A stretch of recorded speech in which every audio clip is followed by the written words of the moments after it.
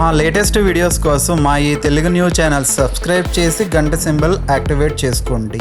శివరాత్రి కథ ఫిబ్రవరి 15. శివరాత్రిలోపు వింటే చాలు, మరణం దరిచేరదు. 2 నిమిషాలలో కష్టాలన్నీ పోతాయి. ధనవర్షమే, అపమృత్యు దోషాలు పోతాయి. సకల ఐశ్వర్యాలు సిద్ధిస్తాయి. ఫ్రెండ్స్, పూర్వజన్మలో ఎంతో పుణ్యం చేసుకుంటే తప్ప ఇలాంటి పవిత్రమైన కథలను వినే భాగ్యం ఎవ్వరికీ కలగదు. కనుక ఈ కథను చివరి వరకు వినండి. మధ్యలోనే ఆపేస్తే ఎటువంటి ఫలితం రాదు. కనుక భక్తితో చివరి వరకు వినండి. ఫస్ట్ అయితే కామెంట్ బాక్స్లో ఓం నమః శివాయ, హర హర మహాదేవ శంభో శంకర అని ఒక కామెంట్ చేయండి. అలాగే ఈ వీడియోకి ఒక లైక్ కొట్టండి. మా ఛానల్ని సబ్స్క్రైబ్ చేసుకోవటం మర్చిపోవద్దు. మన హిందూ పురాణాల ప్రకారం అతి ముఖ్యమైన 3 దేవుళ్ళు ఎవరు అంటే బ్రహ్మ, విష్ణు, శివ. వీళ్లను త్రిమూర్తులు అని కూడా పిలుస్తారు.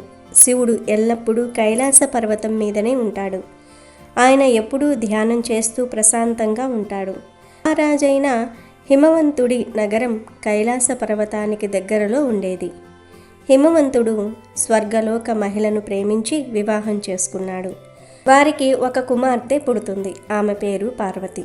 ఆమె పర్వతాలకు రాజైన హిమవంతుడి కూతురు కావటం వలన ఆమెకు పార్వతి అని నామకరణం చేశారు. పార్వతీదేవి కేవలం అందగత్తె మాత్రమే కాదు, సకల కళా కోవిదురాలు. అయితే చిన్నతనం నుంచే పార్వతి మనసులో ఒక అద్భుతమైన భావం నాటుకుపోయింది. ఆమె ఆటల్లో, పాటల్లో, చదువుల్లో ఏ పని చేస్తున్నా ఆమె హృదయం మాత్రం కైలాస శిఖరం వైపు, అక్కడ ధ్యానంలో ఉన్న శివుడి వైపు పయనించేది. ఆమె శివుడి గాథలు వింటూ పెరిగింది. రాత్రిపూట కైలాస పర్వతాన్ని చూస్తూ ఆ మహాశివుడిని తలుచుకుంటూ నిద్రపోయేది. ఆమె సంకల్పం ఒక్కటే, ఏ జన్మకైనా ఆ శంకరుడే తన ప్రాణనాథుడు కావాలని. ఒకరోజు దేవముని నారదుడు హిమవంతుడి దగ్గరకు వచ్చి పార్వతీ జన్మ రహస్యం చెప్పి ఆమెకు శివుడితో వివాహం జరిపిస్తే లోకానికి మేలు జరుగుతుందని సూచించాడు. కానీ హిమవంతుడికి ఒక తండ్రిగా భయం కలిగింది. తన కుమార్తె రాకుమారిలా పెరిగింది. కానీ శివుడు శ్మశానవాసి, దిగంబరుడు, పాములను అలంకరించుకునేవాడు. అటువంటి వాడికి తన కూతురిని ఇవ్వటం ఆయనకు ఇష్టం లేకపోయింది.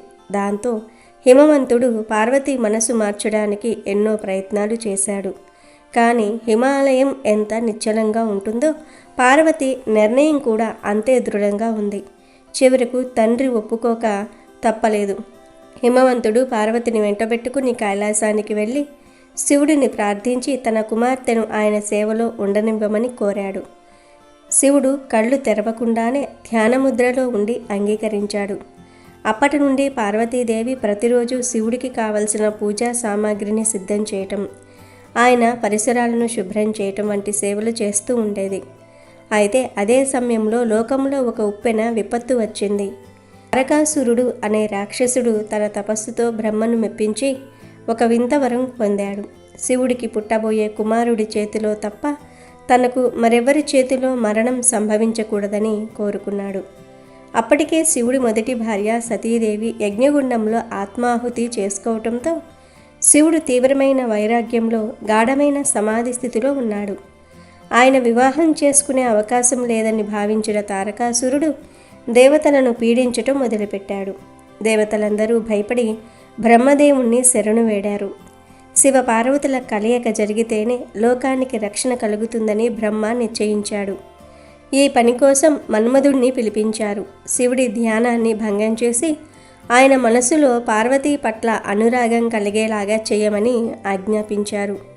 మన్మధుడు తన భార్య రతీదేవితో కలిసి కైలాసానికి చేరుకున్నాడు. సరిగ్గా పార్వతీదేవి శివుడికి పూజ చేస్తున్న సమయంలో మన్మధుడు తన పుష్ప బాణాన్ని శివుడిపై ప్రయోగించాడు. వేల ఏళ్లుగా నిశ్చలంగా ఉన్న శివుడి మనసు ఒక్కసారిగా చలించింది. తన ధ్యానానికి ఎవరో ఆటంకం కలిగించారో తెలుసుకోవాలని శివుడు ఆగ్రహంతో తన 3వ కన్ను తెరిచాడు. ఆ కంటి నుండి వెలువడిన తీవ్రమైన అగ్నిజ్వాలలకు మన్మధుడు అక్కడికక్కడే భస్మమైపోయాడు. తన భర్త కళ్ళ ముందే బూడిద కావటం చూసిన రతీదేవి రోదనతో విలపించింది. ఆ ఆవేశంలో ఆమె పార్వతీదేవిని చూసి, నీకు నీ జీవితంలో సంతానము కలుగదు అని చెప్పేస్తుంది. కానీ మళ్ళీ తారకాసురుడి గురించి గుర్తొచ్చి, పార్వతి, నువ్వు తల్లి అవుతావు కానీ నీ గర్భం నుండి ఒక్క పిల్లవాడు కూడా నీకు పుట్టడు అని చెప్పి వెళ్ళిపోతుంది. పార్వతీదేవి ఏడుస్తూ శివుడి వైపు చూస్తుంది. శివుడు పార్వతీదేవి ముఖం కూడా చూడకుండా మళ్ళీ ధ్యానంలోనికి వెళ్ళిపోతాడు. పార్వతీదేవికి అప్పుడు అర్థమైపోతుంది, కేవలం బాహ్యమైన అందంతో లేదా సేవతో శివుడిని పొందలేనని. శివుడిని మెప్పించాలంటే కఠోరమైన తపస్సు ఒకటే మార్గమని నిశ్చయించుకుని కైలాసం విడిచి శృంగి తీర్థానికి చేరుకుంటుంది. శృంగి తీర్థంలో శివలింగం ముందర కూర్చొని శివుడి నామాన్ని జపిస్తూ 60,000 సంవత్సరాలు ధ్యానం చేస్తూ ఉంది. ఒకరోజు అక్కడే పక్కన ఉన్న ఒక నదిలో ఒక ముసలి చిన్న పిల్లవాడిని పట్టుకొని నదిలోనికి లాక్కొని వెళ్తూ ఉంటుంది. అప్పుడు ఆ పిల్లవాడు అమ్మా అమ్మా అమ్మా నన్ను కాపాడండి అని అరుస్తూ ఉంటాడు.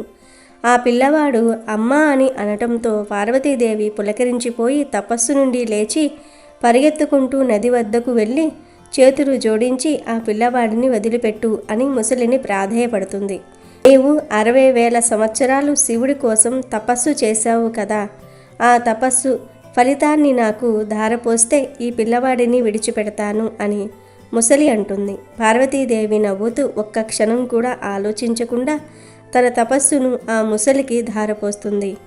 ఇన్ని సంవత్సరాలు ఎన్నో కష్టాలు ఎదిరించి శివుడి కోసం కఠోరంగా తపస్సు చేశావు కదా, ఇప్పుడు ఎవరో నీకు తెలియని పిల్లవాడి కోసం తపస్సు ఫలితం అంతా నాకు ధారపోస్తావా?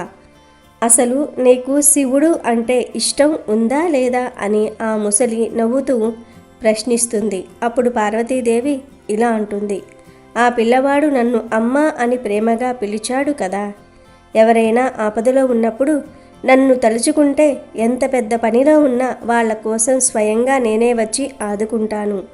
ఇక తపస్సు అంటావా, శివయ్య అంటే నాకు ప్రాణం. నేను మళ్ళీ ఎన్ని వేల సంవత్సరాలైనా సరే శివుడి కోసం తపస్సు చేస్తాను అని అంటుంది. ఆమె ప్రేమను చూసి ఆ ముసలి రూపంలో ఉన్న శివుడు అసలైన రూపంలోనికి వస్తాడు. పార్వతీ ప్రేమను పరీక్షించడానికి ఇదంతా శివుడు చేస్తాడు. పార్వతీదేవి శివుణ్ణి చూసి ఎంతో సంతోషిస్తుంది. అలా శివుడు పార్వతిని పెళ్లి చేసుకోవడానికి అంగీకరిస్తాడు. దేవతలందరూ కలిసి హిమవంతుడి ఇంటికి వెళ్ళి హిమవంతుడిని పెళ్లికి ఒప్పిస్తారు. అలా శివుడికి పార్వతికి హిమవంతుడి ఇంటిలోనే వివాహం జరుగుతుంది. ఈ వివాహం ఎంతో అంగరంగ వైభవంగా జరుగుతుంది. చాలా ఘనంగా జరుగుతుంది. శివపార్వతుల పెళ్లి అయిన మరుసటి రోజే దేవుళ్ళందరూ శివపార్వతుల దగ్గరకు వెళ్ళి, అయ్యా స్వామి, మీరు మన్మధుణ్ణి భస్మం చేశారు కదా, దయచేసి అతనిని మళ్ళీ బ్రతికివ్వండి. మన్మధుడు కేవలం బ్రహ్మ చెప్పిన పని మాత్రమే చేశాడు, అంతే. ఇందులో అతని తప్పు ఏమీ లేదు అని వేడుకుంటారు. పార్వతీదేవి కూడా రతీదేవి బాధ చూసి శివుణ్ణి వేడుకుంటుంది. సరే అని తన తపోశక్తి ఉపయోగించి మన్మధుణ్ణి మళ్ళీ బ్రతికిస్తాడు శివుడు. అప్పటికే తారకాసురుడు లక్షల మందిని చంపేసి ఉంటాడు. పార్వతికి ఉన్న శాపం వలన బిడ్డలు జన్మించరు కాబట్టి శివుడు మరియు పార్వతీదేవి ఒక గృహలోనికి వెళ్ళి ధ్యానం చేస్తారు. వాళ్ళ ఇద్దరి తపోశక్తితో అగ్నిలాగా వెలిగిపోతున్న 6 అగ్నిగుండములు ప్రత్యక్షమవుతాయి. అప్పటికే తారకాసురుడు దేవుళ్లను హతమారుస్తూ ఉంటాడు. మిగతా దేవుళ్ళు అసహనంతో అగ్నిదేవుణ్ణి శివుడి దగ్గరికి పంపుతారు. శివపార్వతులు సరే అని ఆ 6 అగ్నిగుండములను అగ్నికి ఇస్తారు. అగ్నికి దేవుడైన అగ్నిదేవుడు కూడా ఆ 6 అగ్నిగుండముల నుండి వచ్చే వేడిని తట్టుకోలేకపోతాడు. వెంటనే గంగాదేవిని పిలిచి ఆమెకు ఇవ్వగా ఆమె కూడా కొద్ది సమయం తర్వాత ఆ వేడిని తట్టుకోలేక పక్కనే ఉన్న నదిలో ఆ 6 అగ్ని గుండములను పడవేస్తుంది. ఇదంతా చూసి పార్వతీదేవి అక్కడికి వచ్చి ఒక నీటి దేవత రూపంలోనికి మారి వాటిని పట్టుకుంటుంది. కొద్దిసేపటికి ఆ 6 అగ్ని గుండములు 6 బిడ్డలుగా మారుతాయి. ఆ 6 బిడ్డలను ఏకం చేసి కార్తికేయ స్వామికి పార్వతీదేవి జన్మనిస్తుంది. అందుకే కార్తికేయ స్వామిని షణ్ముఖుడు అని కూడా పిలుస్తారు. ఆ తర్వాత షణ్ముఖుడు తన శక్తి ఉపయోగించి చిన్నపిల్లవాడిలాగా ఉన్నప్పుడే తారకాసురుని హతమారుస్తాడు. ఈ మహోన్నతమైన రోజును ప్రతి సంవత్సరం మనం మహాశివరాత్రిగా జరుపుకుంటున్నాము. మన భారతదేశంలో వారణాసి, శ్రీశైలము, ద్రాక్షారామం, శ్రీకాళహస్తి, అలాగే వేములవాడ మొదలగు ప్రదేశములలో అత్యంత శక్తివంతమైన శివలింగములు ఉన్నాయి. ఈ మహాశివరాత్రి రోజు అక్కడ విశేషంగా శివుడికి అభిషేకాలు పూజలు చేస్తారు. ఈ మహోన్నతమైన రోజున మీరు మీ మనసులో ఉన్న కోరిక మనస్ఫూర్తిగా కోరుకుని శివుడికి చెప్తే ఆయన ఆ కోరికను తప్పకుండా తీరుస్తాడు. ఈ రోజునే శివుడు లింగాకారం దాల్చాడని, శివపార్వతుల కళ్యాణం జరిగిందని రకరకాల కథనాలు ఉన్నాయి. ఈ శివరాత్రి రోజు స్వయంగా విష్ణువు 1008 కలువ పూలతో శివుణ్ణి ఆరాధిస్తాడు. ఈ రోజు శివుణ్ణి పూజిస్తే కటిక దరిద్రుడు కూడా కుబేరుడిగా మారిపోతాడు అని శాస్త్రాలు చెప్తూ ఉన్నాయి. ఈ శివరాత్రి సందర్భంగా మత్తుకు బానిసై మందు తాగుతూ చిల్లర తిరుగుళ్ళు తిరుగుతూ ఎంతో ఆకలితో ఉన్న ఒక మనిషి తన ఆకలి తీర్చుకోవటం కోసం శివరాత్రి రోజు శివాలయంలో ఒక దీపం పెట్టడం వలన మరుసటి జన్మలో కుబేరుడిలాగా మళ్ళీ ఎలా జన్మించాడో తెలిపే ఈ పవిత్ర కథను వింటే చాలు సకల దరిద్రాలు పోతాయి, కోటి జన్మల పుణ్యంతో అపర కుబేరులుగా మారిపోతారు. పూర్వం కౌపిల్య నగరంలో యజ్ఞదత్తుడు అనే ఒక మహాపండితుడు ఉండేవాడు. సదాచార పారాయణుడైన ఆ పండితునికి చాలా కాలానికి ఒక కొడుకు పుట్టాడు. లేక పుట్టిన ఆ బాలుడికి తల్లిదండ్రులు గుణనిధి అని పేరు పెట్టి ఎంతో ప్రేమగా పెంచుకోసాగారు. 8 సంవత్సరాల వయసులో ఉపనయనం చేసి విద్యాభ్యాసానికి పంపారు. రాజకార్యాల్లో నిమగ్నమైన తండ్రి ఆ తర్వాత కుమారుని చదువు ఎలా సాగుతుందో పట్టించుకోలేదు. దానితో గుణనిధి దుష్ట సావాసం చేసి వ్యసనాలకు బానిస అయ్యాడు. స్నాన సంధ్యాదులు వదిలిపెట్టాడు. తల్లికి మాయమాటలు చెప్పి ఆమె నుండి సంపాదించిన డబ్బుతో జూదమాడేవాడు. తరువాత వేశ్యాలోలుడయ్యాడు. పనుల్లో మునిగిపోయిన యజ్ఞదత్తుడికి ఈ విషయాలేమీ తెలియవు. యజ్ఞదత్తుడు తీరిక వేళల్లో ఎప్పుడైనా కొడుకు గురించి భార్యనడిగితే బాగా చదువుకుంటున్నాడని కొడుకు మీద ప్రేమతో ఆమె అబద్ధం చెప్పేది. తండ్రి పట్టించుకోకపోవటం వలన, తల్లి గారాబం చేయటం వలన గుణనిధి పూర్తిగా చెడిపోయాడు. ఇది తెలియని యజ్ఞదత్తుడు కుమారునికి 18 సంవత్సరాలు నిండిన వెంటనే ఒక మంచి కుటుంబం నుండి వచ్చిన కన్యతో వివాహం జరిపించాడు. పెళ్ళైన గుణనిధికి బుద్ధి రాలేదు. కానీ తల్లి ధనం ఇవ్వటం మానేసింది. దానితో గుణనిధి తన ఇంటిలో ధనాన్ని దొంగిలించటం, విలువైన పట్టు వస్త్రాలు, వెండి పాత్రలు, ఖరీదైన వస్తువులు ఎవరికీ తెలియకుండా తీసుకుని వెళ్ళి జూదంలో ఓడిపోయినప్పుడు జూద గృహంలో గెలిచిన వారికివ్వటం అలవాటు చేసుకున్నాడు. తల్లి ఎంత బోధించినా గుణనిధి ప్రవర్తన మార్చుకోలేదు. ఒకరోజు యజ్ఞదత్తుడు స్నానానికి వెళ్తూ తన చేతి రత్నాల ఉంగరం జాగ్రత్త చెయ్యమని భార్యకు ఇచ్చాడు. ఆమె దానిని పడక గదిలో పెట్టింది. భార్యాభర్తలు ఉంగరం సంగతి మర్చిపోయారు. గుణనిధి దానిని దొంగిలించి జూదంలో ఓడిపోయి గెలిచిన వాడికి సమర్పించుకున్నాడు. కొద్ది రోజుల తర్వాత యజ్ఞదత్తుడు వీధిలో వస్తూ ఉండగా ఒక వ్యక్తి చేతికి తన ఉంగరం ఉండటం చూశాడు. అప్పుడు యజ్ఞదత్తుడు వాడిని, ఈ ఉంగరం నీకెక్కడిది అని గద్దించి అడిగాడు. ఆ వ్యక్తి గుణనిధి వ్యవహారమంతా చెప్పి తను ఆ ఉంగరాన్ని జూదంలో గెలుచుకున్నట్లుగా చెప్పాడు. మీ అబ్బాయిని అదుపులో పెట్టుకోండి, లేకపోతే మీ ఇంట్లో బిందెలు గిన్నెలు కూడా మిగలవు అని హేళన చేశాడు. మొదటిసారిగా తన కుమారుణ్ణి చెడు ప్రవర్తన గురించి విన్న యజ్ఞదత్తుడు అవమానంతో ఇంటికి వచ్చి భార్యను ఉంగరం గురించి అడిగాడు. ఆమె కంగారు పడి ఎక్కడో పెట్టాను, తర్వాత వెతికి ఇస్తాను అని సమాధానం ఇచ్చింది.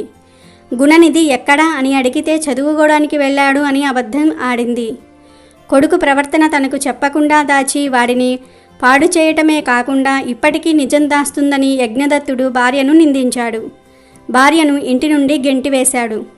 తన ప్రవర్తన తెలిసి తండ్రి శిక్షిస్తాడని భయపడిన గుణనిధి ఊరు వదిలి పారిపోయాడు. మరునాడు గుణనిధి ఆకలి బాధతో ఒక చెట్టు క్రింద కూర్చొని ఏమి చెయ్యాలా అని ఆలోచిస్తూ ఉన్నాడు. ఇంత మంచి కుటుంబంలో పుట్టిన నేను వ్యసనాలకు ఎందుకు బానిసనయ్యాను? నా వద్ద ధనం లేదు, విద్య కూడా లేని నేను దేశాంతరానికి వెళ్ళి ఎలా బ్రతకగలను అని తనలో తానే మదనపడ్డాడు. అలా నడిచి గుణనిధి ఇంకొక గ్రామ పొలిమేరలు చేరాడు. దూరంగా ఒక శివాలయ గోపురం కనబడుతోంది. హరహర మహాదేవ శంభో శంకర అంటూ నినాదాలు వినబడుతూ ఉన్నాయి. ఎందుకంటే ఆ రోజే మహాశివరాత్రి. ఆ సమయంలో కొందరు శివభక్తులు రకరకాల మధుర భక్ష్యాలను శివునికి నైవేద్యం కొరకు తీసుకుని శివాలయానికి వెళ్తూ ఉన్నారు. వీరిని చూసిన గుణనిధికి ప్రాణం లేచి వచ్చింది. వీరితో వెళ్తే పూజ తర్వాత ప్రసాదం పెడతారని తెలిచాడు. చీకటి వేళకు వారి వెంట శివాలయం చేరాడు. శివాలయ గర్భగుడి ద్వారం దగ్గర భక్తునిగా శివ నామ స్మరణ చేస్తూ కూర్చున్నాడు. ఆ శివభక్తులు శివాలయంలో శివారాధన చేసి తెచ్చిన వంటకాలు శివుడికి నివేదించి నృత్య గీతాలతో నటరాజుని సేవించి అలసిపోయి అక్కడే శయనించారు. గుణనిధి అంతవరకు ద్వారం వద్దనే ఉండి శివభక్తులు చేసిన శివారాధన అంతా కూడా చూశాడు. అంతా నిద్రించాక నైవేద్యం పెట్టిన ప్రసాదాలు తినడానికి గర్భగుడిలోనికి వచ్చాడు. లోపల దీపం వత్తి కాలిపోయి వెలుగుతూ ఉంది. భక్ష్యాలు సరిగ్గా కనబడలేదు. అందుకని గుణనిధి తన ఉత్తరీయాన్ని చించి వత్తిగా చేసి ప్రమిదలో పెట్టి వెలిగించాడు. గర్భగుడి అంతా వెలుగు వ్యాపించింది.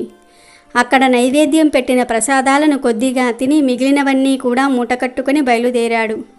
వెళ్ళే తొందరలో నిద్రిస్తున్న ఒక శివభక్తుడి కాలు తొక్కాడు. నిద్రలేచిన భక్తుడు దొంగ దొంగ అని అరిచాడు. ఆ అరుపుకు అందరూ లేచి గట్టిగా మొత్తేసరికి ఆ దెబ్బలకు ఓర్వలేక గుణనిధి ప్రాణాలు వదిలాడు. యమదూతలు వచ్చి గుణనిధి ఆత్మను యమపాశంతో బంధించి యమలోకానికి తీసుకుని వెళ్ళసాగారు. ఇంతలో చేతిలో త్రిశూలంతో శివగణాలు వచ్చి యమదూతలను ఆపి గుణనిధి ఆత్మను తమకు అప్పగించమని ఆజ్ఞాపించారు. యమదూతలు ఆశ్చర్యంతో శివ దూతలారా, ఈ గుణనిధి పాపాత్ముడు, ఆచార వ్యవహారాలు పాటించలేదు, తల్లిదండ్రులకు కష్టం కలిగించాడు, జూదరి దొంగ అయిన ఇటువంటి వానితో మీకేమి పని అన్నారు. అప్పుడు శివదూతలు నవ్వుతూ, యమ కింకరులారా, మీరు చెప్పినదంతా నిజమే, కానీ ఈరోజు మాఘ బహుళ చతుర్దశి, ఇది శివునికి ఇష్టమైన మహాశివరాత్రి. తెలియకపోయినా వీడు రోజంతా ఉపవాసంతో గడిపాడు. రాత్రికి శివాలయం చేరాడు. శివనామ స్మరణ చేశాడు. శివభక్తులు పాడిన శివకీర్తనలు విన్నాడు. గర్భగుడిలో దీపం వెలిగించాడు. శివలింగాన్ని దర్శించాడు. శివునికి నైవేద్యం పెట్టిన ప్రసాదం స్వీకరించాడు. దీని వలన శివరాత్రి చేసిన ఫలం లభించి వీడు చేసిన పాపాలన్నీ కూడా పటాపంచలయ్యాయి. వీనికి కైలాస ప్రాప్తి లభించింది అని చెప్పి గుణనిధి ఆత్మను తమతో కైలాసానికి తీసుకుపోయారు. యమదూతలు యమపురికి వెళ్ళి యమధర్మరాజుకు జరిగిందంతా కూడా వివరించారు. అప్పుడు యముడు యమకింకరులతో ఇలా చెప్పాడు, భటులారా, మీకు ధర్మ సూక్ష్మం వివరిస్తాను, జాగ్రత్తగా వినండి. మీరు శివభక్తుల జోలికి పోకండి. ఆ భస్మాన్ని నుదుట 3 నామాలుగా ధరించిన వారిని, నిలువెల్లా విభూది పూసుకున్న వారిని, రుద్రాక్షధారులను, జటాధారులను, చివరకు పొట్టకూటి కోసం శివుని వేషం వేసేవారిని కూడా యమలోకానికి తీసుకురాకండి అని హెచ్చరించాడు. యమదూతల నుండి పొందిన గుణనిధి సూక్ష్మ శరీరాన్ని శివదూతలు కైలాసం చేర్చారు. కొంతకాలం గడిచాక గుణనిధి అరిందముడు అనే కళింగరాజుకు దమనుడు అనే కుమారుడిగా జన్మించాడు. పూర్వజన్మ సుకృతం చేత చిన్నతనం నుండే దమనునికి శివభక్తి అలవడింది. అరిందముడి తరువాత ఆ దేశానికి రాజయ్యాడు. పూర్వజన్మలో శివరాత్రి నాడు శివుని ముందు దీపం వెలిగించటం వలన అతనికి పూర్వజన్మ సంగతులు గుర్తున్నాయి. ఆ సంస్కారం వల్ల దమనుడు మహాశివభక్తుడై నిత్యం శివపూజలు చేసేవాడు. ప్రతి మహాశివరాత్రి నాడు, అలాగే నెల నెలా వచ్చే మాస శివరాత్రి నాడు కూడా శివాలయాలన్నిటిల్లో కూడా దీపాలు వెలిగించే ఏర్పాట్లు చేయటం, దీపదానాలు చేయటం, శివ పూజలు జరిపించటం లాంటి ఎన్నో కార్యక్రమాలు చేసేవాడు. చాలా కాలం ప్రజారంజకంగా దేశాన్ని పాలించి పూర్ణ జీవితాన్ని అనుభవించి స్వర్గస్థుడయ్యాడు.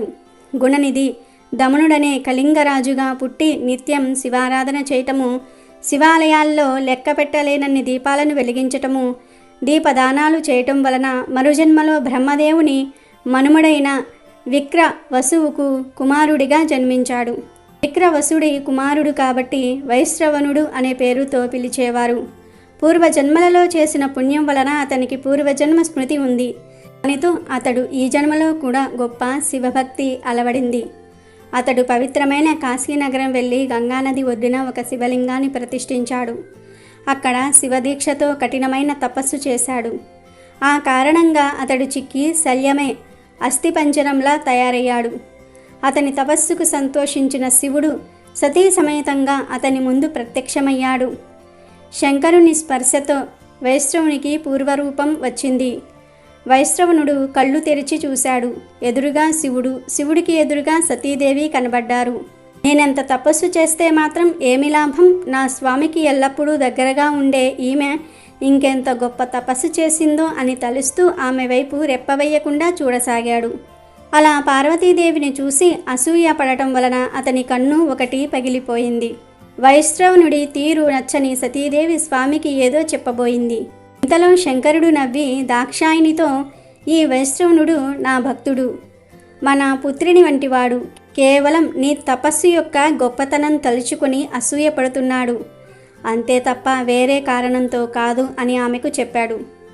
తరువాత శివుడు వైష్ణవునితో, కుమారా, నీ తపస్సుకు ఆనందించాను, నిన్ను నవ నిధులకు అధిపతిగా నియమిస్తున్నాను, నువ్వు యక్ష కిన్నెర కింపురుషులకు నాయకుడవుతావు, అలకాపురి నీ రాజధాని అవుతుంది, నీతో నేనెప్పుడూ స్నేహభావంతో ఉంటాను, నేను కూడా నీ రాజధానికి దగ్గరలో నివసిస్తాను, ఈ సతీదేవి నీకు తల్లి వంటిది, ఆమె ఆశీస్సులు కూడా తీసుకో అని చెప్పాడు. అప్పుడు వైష్ణవునుడు పార్వతీదేవికి సాష్టాంగ ప్రణామం చేశాడు.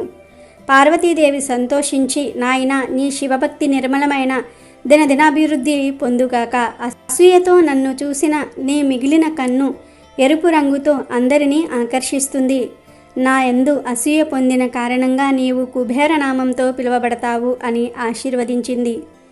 తన భక్తుడికి ఇచ్చిన వరం ప్రకారం అలకాపురి సమీపంలో కైలాస శిఖరంపై తమ నివాసం ఏర్పరచుకుని శివపార్వతులు రుద్రగణాలతో సహా తరలివచ్చారు. కాబట్టి గుణనిధి ఎంత చెడ్డవాడైనా సరే మహాశివరాత్రి రోజు తెలియక చేసిన ఉపవాస జాగరణల వలన ఈశ్వర అనుగ్రహం పొంది కుబేరుడిగా మారాడు. కాబట్టి పాపాత్ములను కూడా కుబేరునిగా మార్చే మహిమ శివరాత్రికి ఉందని ఈ కథ ద్వారా గ్రహించాలి. అలాగే శివరాత్రి రోజే శివలింగం ఉద్భవించింది కనుక ఆ శివలింగ కథను వింటే చాలు సకల పాపాలు పోతాయి, మీరు వద్దన్న ఐశ్వర్యం వస్తూనే ఉంటుంది. పూర్వము బ్రహ్మ విష్ణువులు తమలో తాము నేను గొప్ప అంటే నేను గొప్ప అని వాదించుకున్నారు. ఆ వాదనలాట కాస్త వివాదంగా మారింది. అది మరింతగా పెరిగి యుద్ధానికి దారితీసింది. ఆ యుద్ధానికి లోకాలన్నీ తల్లడిల్లాయి. దాంతో పరమేశ్వరుడే స్వయంగా రంగంలోనికి దిగాలనుకున్నాడు. ఈశ్వర సంకల్పంతో ఒక పెద్ద జ్యోతిర్లింగం బ్రహ్మ విష్ణువుల మధ్య వెలసింది. బ్రహ్మ విష్ణువులు ఇద్దరూ లింగాన్ని సమీపించారు. అప్పటి వరకు వారి మధ్య ఉన్న ఆధిపత్య పోరు తాత్కాలికంగా సద్దుమణిగింది. ఆ మహాలింగం మొదలు తుది తెలుసుకోవాలన్న ఆసక్తి వారిద్దరికీ కలిగింది. బ్రహ్మ హంసరూపం ధరించి లింగం అగ్రభాగాన్ని చూడడానికి, విష్ణువు వరాహ రూపంలో ఆదిని కనుగొనడానికి బయలుదేరాడు. బ్రహ్మకు ఎంతవరకు లింగం అగ్రభాగం కానీ మొదలు కానీ కనిపించలేదు. ఇంతలో లింగం పక్క నుంచి ఒక మొగలి పువ్వు జారి కిందకు రావటం చూసి బ్రహ్మ దాని ఆపి బ్రహ్మకు విష్ణువుకు నడుమ జరిగిన వాదాన్ని వివరించి సహాయం చేయమని అడిగాడు. ఆవు కనబడితే అదేవిధంగా చెప్పి ఆ లింగం అగ్రభాగాన్ని చూపినట్లుగా విష్ణువుతో చెప్పేటప్పుడు అది నిజమేనని సాక్ష్యం ఇవ్వమని ప్రాధేయపడ్డాడు. దాంతో ఆవు మొగలి పువ్వు సాక్షాత్తు సృష్టికర్తయే తమను బ్రతిమలాడేసరికి కాదనలేక సరే అంటాయి. రెండూ కిందకు దిగి వచ్చేసరికి విష్ణువు తాను ఆ లింగం మొదలు చూడలేకపోయాను అని ఒప్పుకున్నాడు. కానీ బ్రహ్మ తాను లింగం అగ్రభాగాన్ని చూశానని కావాలంటే ఆవును మొగలి పువ్వును అడగమని చెప్పాడు. అప్పుడు నిజమే అంది మొగలి పువ్వు. బ్రహ్మదేవుడి మాటను కాదనలేక ఆయన లింగం అగ్రభాగాన్ని చూశాడని ఆవు తలతో చెప్తుంది. కానీ అసత్యం చెప్పడానికి ఇష్టం లేక తోకతో చూడలేదని చెప్తుంది. బ్రహ్మదేవుడి అసత్య ప్రచారాన్ని చూడలేక ఈశ్వరుడు ప్రత్యక్షమవుతాడు. బ్రహ్మ చెప్పిన ప్రకారము అబద్ధపు సాక్ష్యం చెప్పిన మొగలి పువ్వుతో భక్తులెవరూ తనను పూజించరాదని తెల్లవారే లేచి ఆవు ముఖం చూడటం కూడా పాపకారణం అని శపించాడు. ఆవు అభ్యర్థన మేరకు తోకతో నిజం చెప్పింది కాబట్టి పృష్ఠభాగం పవిత్రమైనది. తోక భాగాన్ని పూజించిన వారికి పుణ్యఫలాలు కలుగుతాయని వరాన్ని అనుగ్రహించాడు పరమేశ్వరుడు. తర్వాత బ్రహ్మ విష్ణువులు శివుడు ఆధిక్యతను గ్రహించి పూజించి కీర్తించారు. అలా శివుడు లింగ రూపంలో ఆవిర్భవించిన రోజే మహాశివరాత్రి అయినదని పురాణ కథనం. అలాగే శివరాత్రి సందర్భంగా ఈ పవిత్ర కథను వింటే చాలు 2 నిమిషాల్లో దరిద్రం పోతుంది, శివయ్య అనుగ్రహంతో సకల ఐశ్వర్యాలు సిద్ధిస్తాయి. పురాతన కాలంలో భద్రపురం అనే చిన్న గ్రామం ఉండేది. అక్కడ నివసించే వారంతా ఎంతో దైవభక్తులు. ఆ గ్రామంలో ఉన్న శ్రీ శైలేశ్వర మహాదేవాలయం ఎంతో ప్రసిద్ధి చెందింది. అక్కడికి ప్రతిరోజు వివిధ ప్రాంతాల నుండి భక్తులు వచ్చి పరమశివుణ్ణి పూజించి విభూదిని ధరించి వెళ్ళేవారు. అందరూ ఈ ఆలయంలో ప్రత్యేక పూజలు చేస్తూ ఉండేవారు. అదే ఊరిలో ఒక వృద్ధురాలు ఉండేది. ఆమె చాలా నిరుపేద. ఆమె దగ్గర శివుడికి అర్పించడానికి ఏమీ ఉండేవి కాదు. కానీ ఆమె మనసు నిండా ఎప్పుడూ శివుడే ఉండేవాడు. ఆమె మనసులో ఎప్పుడూ శివుణ్ణి ఆరాధిస్తూ ఉండేది. ఆమె పేరు పార్వతీదేవి. భర్త మరణించిన తర్వాత పిల్లలు లేని ఆమె ఆ గ్రామంలో ఒంటరిగా ఉండేది. జీవనోపాధి కోసం ఊళ్ళో ఇళ్లకు పనికి వెళ్ళి చిన్న చిన్న పనులు చేసుకుంటూ జీవించేది. ఆమె వద్ద ఆస్తులేమీ లేవు, సంపద ఏమీ లేదు. కానీ ఆమెకు ఉన్నది శివుని మీద అపారమైన భక్తి. ఓం నమఃశివాయ ఈ మంత్రం ఆమె నోటి నుండి ఎప్పుడూ వినిపిస్తూ ఉండేది. అయితే ఒకసారి శివరాత్రి పండుగ వచ్చింది. శివరాత్రి అంటే శివుడికి ఎంతో ఇష్టమైన రోజు కదా. అందుకే ఆ వృద్ధురాలు శివుడికి ఏమైనా సమర్పించాలి అని అనుకుంది. కానీ తన వద్ద పూలు లేవు, పండ్లు లేవు, అవి కొనడానికి ధనం కూడా లేదు. దాంతో ఆమె చాలా బాధపడింది. అయ్యో, శివరాత్రి రోజు శివుణ్ణి దర్శించలేనేమో అని దిగులు పడింది. అలా ఆమె ఆలోచిస్తూ ఉండగా తన గుడిసె ముందు ఒక చిన్న మారేడు మొక్క కనిపించింది. ఆ వృద్ధురాలు ఆ మారేడు ఆకులు తీసుకుని శివాలయంలోనికి వెళ్దామనుకుంది. కానీ ఆమె మదిలో వెంటనే ఒక అనుమానం కలిగింది. అదేంటంటే మారేడు దళం ఒక్కటి మాత్రమే సమర్పిస్తే శివుడు ఆనందిస్తాడా అని అనుమానం కలిగింది. కానీ వెంటనే తన మనసును దృఢంగా చేసుకుంది. శివుడు మనసును చూస్తాడు, మన హృదయపు పవిత్రత అతనికి ముఖ్యం అని అనుకుని ఆ చెట్టుకు ఉన్న మారేడు దళాలు తీసుకుని గుడికి వెళ్ళింది. ఆమె గుడిలో ప్రవేశించి శివలింగానికి దగ్గరగా వెళ్ళింది. అక్కడ ఉన్న ఇతర భక్తులందరూ సంపన్నులు, రాజరిక వంశస్థులు. వారు ఖరీదైన పుష్పమాలలు, పంచామృతాలతో, భోగభాగ్యాలతో శివుణ్ణి పూజించడానికి వచ్చారు. పార్వతి నిరుపేద గనుక ఆమెతో ఎవ్వరూ మాట్లాడలేదు. ఆమెను అందరూ చులకనగా చూశారు. అలా ఆమె నిశ్శబ్దంగా భక్తితో తన చేతిలో ఉన్న మారేడు దళాన్ని శివలింగంపై ఉంచింది. అప్పుడు ఓ అద్భుతం జరిగింది. ఆ ఆత్మలింగం నుండి తేజస్సు వికసించింది. ఓ వెలుగు కిరణం పార్వతిని స్పృశించింది. ఆమె ఆనందంతో కన్నీళ్లతో శివుణ్ణి ప్రార్థించింది. అక్కడ ఉన్న బ్రాహ్మణులు, రాజపురుషులు ఈ దృశ్యాన్ని ఆశ్చర్యంగా చూశారు. మారేడు దళంతోనే ఇంతటి మహిమ కలిగిందా అని ఆశ్చర్యపోయారు. ఈమె భక్తి నిజంగా చాలా స్వచ్ఛమైనది అని అక్కడ ఉన్న వారందరూ కూడా ఆమెకు నమస్కరించారు. ఇలా ఉంటే అక్కడ కైలాసంలో మహాదేవుడు పార్వతీదేవి సరస్సున ఉన్నాడు. అప్పుడు పార్వతీదేవి ఇలా ప్రశ్నించింది, ప్రభు, ఈరోజు శివరాత్రి కదా, ఈరోజు భూమి మీద అందరూ మిమ్మల్ని పూజిస్తారు కదా, మరి మనుషులందరిలో ఎవరి పూజ మీకు బాగా నచ్చిద్ది, ఎవరి పూజకు మీరు ప్రసన్నమయ్యారు అని అడుగుతుంది. అందుకు శివుడు చిరునవ్వుతో, ఓ పార్వతి, ఈరోజు ఒక వృద్ధురాలు తన వద్ద ఉన్న మారేడు దళాలను నా లింగం మీద సమర్పించింది. ఆమె పూజే అందరికన్నా గొప్ప పూజ. ఆమెది నిజమైన భక్తి. ఆమె వద్ద కోట్లాను కోట్లు ధనం లేదు, కానీ ఆమె హృదయమంతా నేనే ఉన్నాను అని అన్నాడు. అప్పుడు దేవి ఆశ్చర్యంగా చూస్తూ, ప్రభు, మరి ఆమెకు మీరు ఏమి వరం ఇచ్చారు అని అడిగింది. దానికి శివుడు సంతోషంగా, ఆమె భక్తి కారణంగా ఆమె జీవితంలో ఇప్పటి వరకు ఎదురైన అన్ని కష్టాలు తొలగిపోతాయి. ఆమె ఇక పేదది కాదు, ఆమె ఇంట్లో అన్ని వేళలా సంపద నేను ఉంచుతాను అని చెప్తాడు. ఇక భూమి మీద వృద్ధురాలు గుడి నుండి ఇంటికి తిరిగి వెళ్ళిన వెంటనే ఓ మహాజ్ఞానం, ఓ అద్భుతం జరిగింది. ఆమె తన చిన్న గుడిసెలోకి వెళ్ళగానే ఇంటి నడుమ ఓ ప్రకాశం వెలిసింది. ఆమె ఆశ్చర్యంతో చూసింది. అక్కడ బంగారు నాణాలు, మాణిక్యాలు, వజ్రాలు కనిపించాయి. ఆమె ఆశ్చర్యంతో శివుణ్ణి స్మరించుకుంది. ప్రభు, నేను మీకు చేసిన చిన్న పూజకే మీరు నాకు ఇంతటి మహా ఐశ్వర్యాన్ని ఇచ్చారా అని ఆమె ఆనందంతో కన్నీళ్లతో హరహర మహదేవ అని ఆలపించింది. ఇక ఆమె సంపన్నురాలైపోయింది. కానీ ఆ సంపదలో పడి ఆమె తన భక్తిని మర్చిపోలేదు. ఆమె తన సంపదను ఉపయోగించి పేదలకు సహాయం చేసి భక్తి మార్గంలో మరింత ముందుకు నడిచి వెళ్ళింది. కాబట్టి భక్తి ముఖ్యమైనది, కానీ కానుకలు కాదు. చిన్న అర్పణ కూడా సరైన మనసుతో సమర్పిస్తే శివుడు తృప్తి చెందుతాడు. సంపద కన్నా మనసారా చేసిన సేవకే దైవానుగ్రహం ఎక్కువగా లభిస్తుంది అనే నీతిని ఈ కథ ద్వారా గ్రహించాలి. పూర్వం శబరీ నది తీరమందున్న అరణ్యములో కులీనుడు అనే ఒక బోయవాడు తన భార్యా బిడ్డలతో నివసించేవాడు.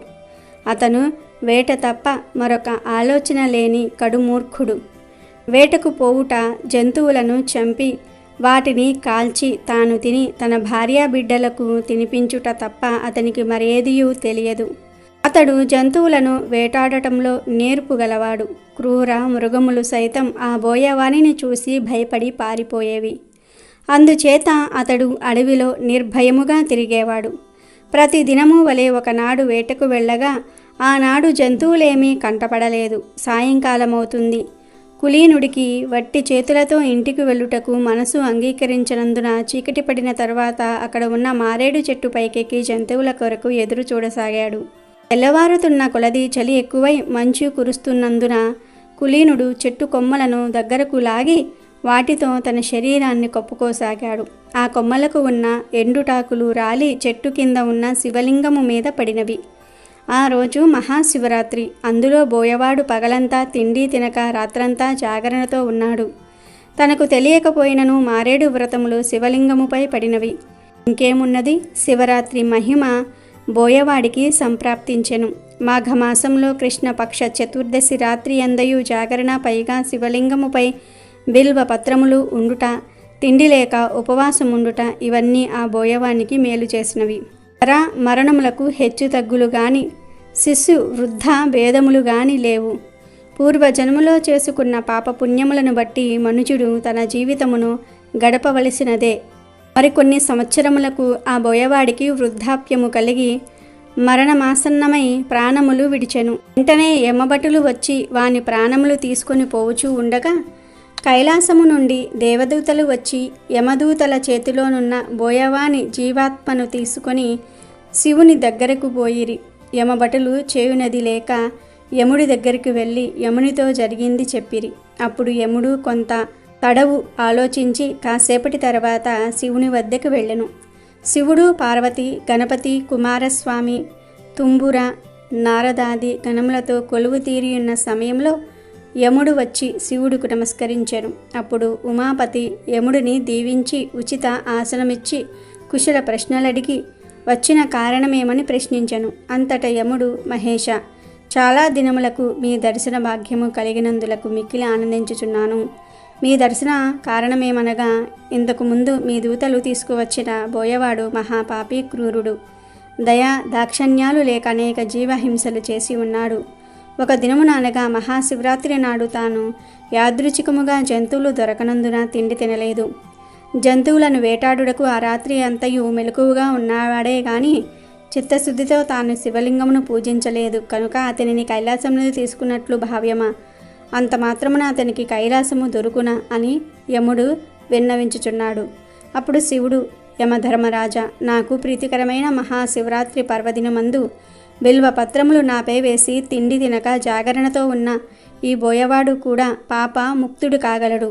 ఎవరికైనా ఆ వ్రతఫలం దక్కవలసినవే గనుక ఈ బోయవాడు పాపాత్ముడైనను ఆనాటి శివరాత్రి మహిమ వలన సాయుధ్యము ప్రాప్తమైనది అని పరమేశ్వరుడు వివరించెను. కాబట్టి తెలియక శివరాత్రి వ్రతం చేసిన కైలాసము దొరుకుతుంది అనే విషయాన్ని ఈ పురాణ కథ ద్వారా తెలుసుకోవచ్చు. అలాగే శివరాత్రి రోజు శివుడు పార్వతీదేవికి చెప్పిన ఈ శివరాత్రి మహత్యం తెలిపే కథను వింటే జీవితంలో కష్టాలనేవి మీ దరి చేరవు, గొప్ప స్థాయికి వస్తారు.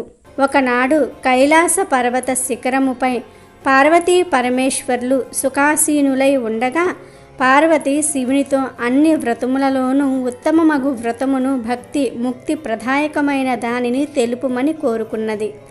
అప్పుడు శివుడు శివరాత్రి వ్రతమును దాని విశేషాలను తెలియజేశాడు. దీనిని మాఘ బహుళ చతుర్దశి నాడు ఆచరించాలని తెలిసి గాని తెలియక గాని ఒక్కమారు చేసినను యముని నుండి తప్పించుకొని ముక్తి పొందుతారని దాని వృత్తాంతసారము ఈ కథ రూపంలో వివరించెను. ఒకప్పుడు ఒక పర్వత ప్రాంతమున హింసా వృత్తి కల బోయేవాడు ఒకడు ఉండేవాడు.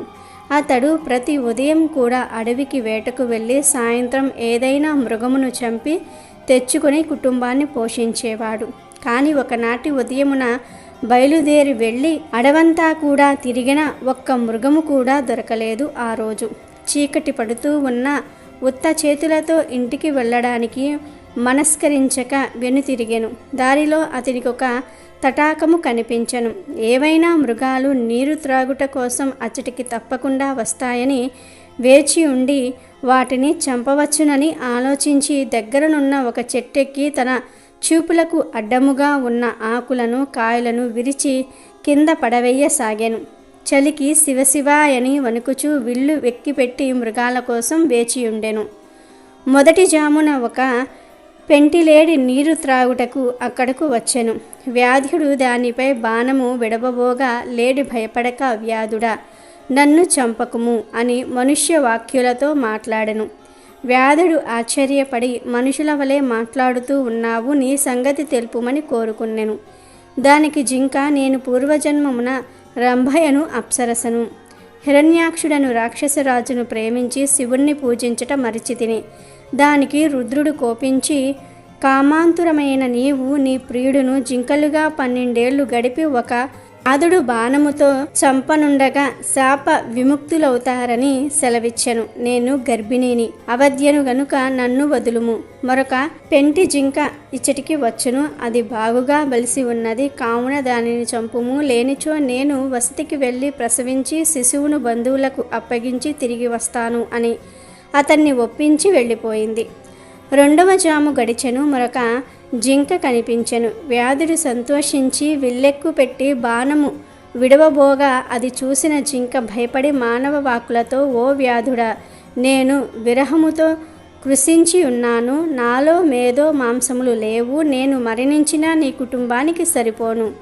ఇక్కడికి అత్యంత స్థూలమైన మగజింక ఒకటి వస్తుంది, దానిని చంపుము, కానిచో నేనే తిరిగి వస్తాను అనెను.